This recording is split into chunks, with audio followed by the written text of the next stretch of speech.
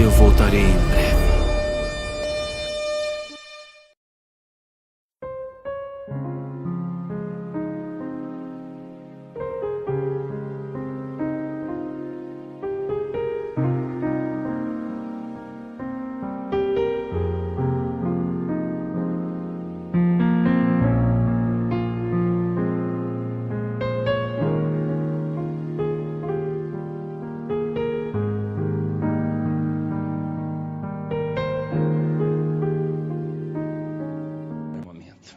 Porque também o arrebatamento da igreja vai começar a qualquer momento. Uma das coisas que nos mostram que o arrebatamento está prestes a acontecer, fora todos aqueles sinais que o Senhor Jesus falou, né? Que você já ouviu. Jesus falou que nos últimos tempos haveriam guerras, rumores de guerras, fomes, terremotos, pestes, nação contra nação, reino contra reino, violência, falta de amor, iniquidade se multiplicando. Ele falou de vários sinais, surgimento de falsos profetas. Ele descreveu o nosso tempo, terremotos em vários lugares, catástrofes. Ele descreveu tudo isso e tudo está acontecendo.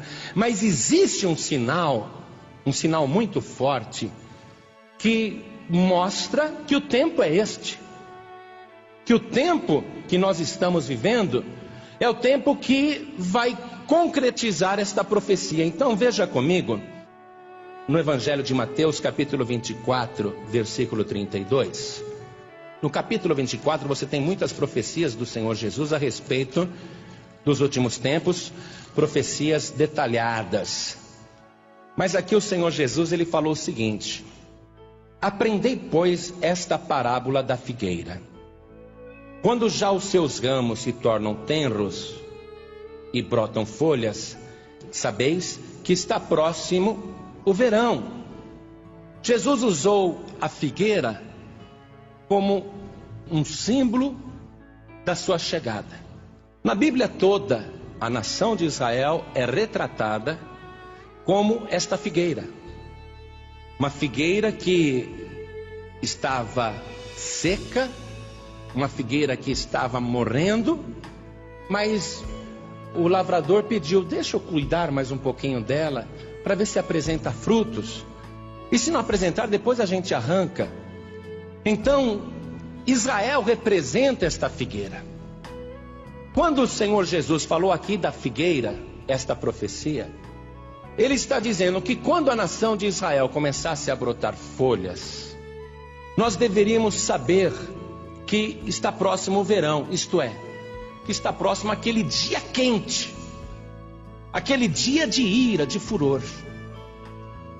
E ele, falando desta maneira, ele disse assim, no versículo 34: em verdade vos digo que não passará esta geração sem que todas essas coisas aconteçam. Jesus está falando do fim dos tempos, não é? Ele está falando da sua volta. Ele fala da figueira, quando a figueira começar a brotar folhas e quando começar a brotar ramos, então sabeis que está próximo o verão. Então, quando que a figueira que estava seca, aparentemente morta mesmo, porque Israel é um país milenar, porém num período da sua história, depois que eles rejeitaram Jesus, depois que Jerusalém foi destruída no ano 70 da nossa era, este povo foi disperso no mundo inteiro. As 12 tribos de Israel deixaram de ser 12 tribos para ser apenas a tribo dos judeus. E os judeus foram espalhados por todo o mundo. E nos anos que vieram, os judeus perderam a identidade como nação. A figueira foi desfolhada. Até o idioma hebraico foi perdido no tempo. A tradição se perdeu, o idioma se perdeu, porque eles, estando em vários países, assimilaram os idiomas daquelas nações e não passavam para os filhos, até conseguiam passar para os filhos o idioma, mas para os netos já era difícil, para os bisnetos também. Então o idioma de Israel desapareceu totalmente a figueira. Então o Senhor Jesus, ele falou: olha, nos finais dos tempos, quando a figueira voltar a brotar, então vocês fiquem sabendo que está próximo o verão. Israel, como nação, voltou a existir em 1948. E a primeira família de judeus que foi lá para as ruínas da Terra Santa, para aquele deserto, lá era um deserto muito grande, eles resolveram ressuscitar o idioma hebraico.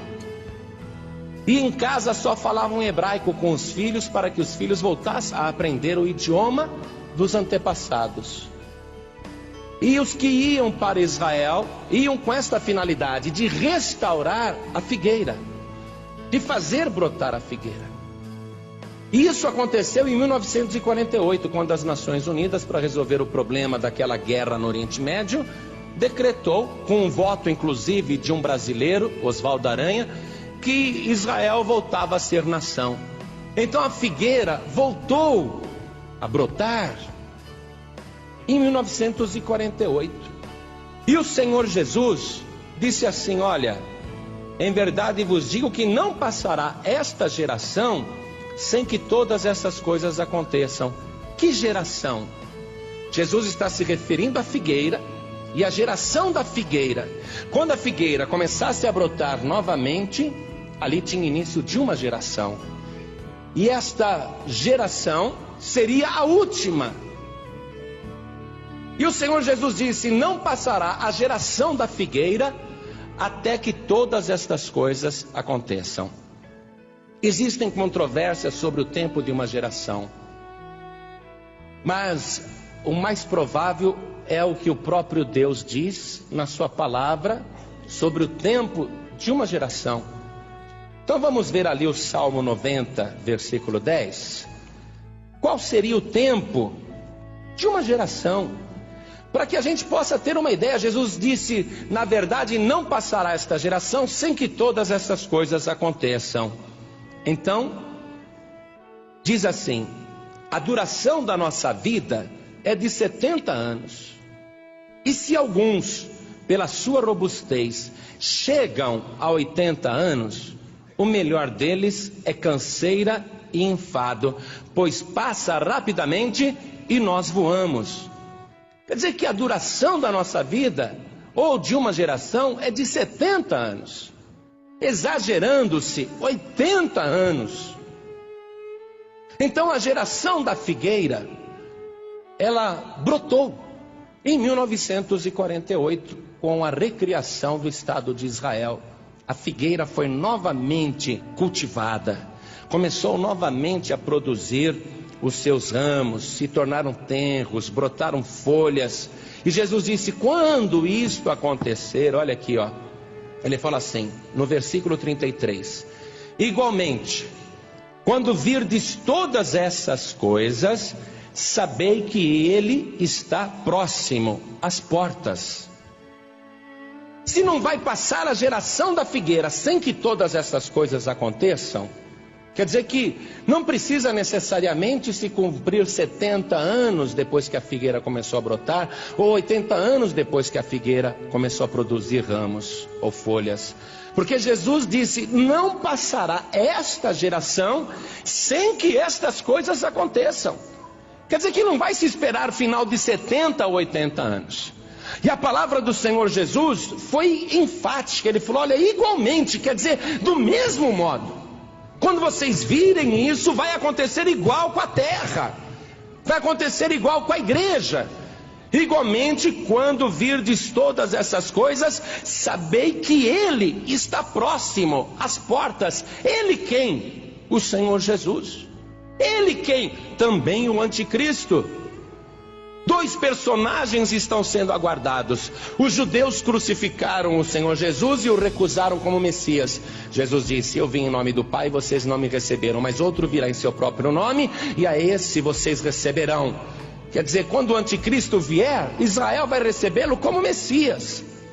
Então este também é o tempo em que o anticristo está para chegar na terra, e também é o tempo em que ele está próximo às portas. Igreja, Jesus afirmou para nossa fé, para nossa segurança. Ele falou: prestem atenção. Quando vocês virem essas coisas acontecerem, é porque ele está próximo às portas. Meu querido, minha querida, saiba disso. Nós estamos vivendo os últimos dias, os últimos tempos, e nós podemos crer e ter a certeza pela fé que os pés do Senhor Jesus já estão colocados em oculto nas nuvens dos céus. Ele já está próximo às portas. A qualquer momento ele vai dizer aos anjos: chegou o momento, toquem as trombetas, os que são meus serão arrebatados, vão encontrar comigo aqui nas nuvens dos céus. Eu vou livrar os meus de toda a tribulação que virá sobre a terra.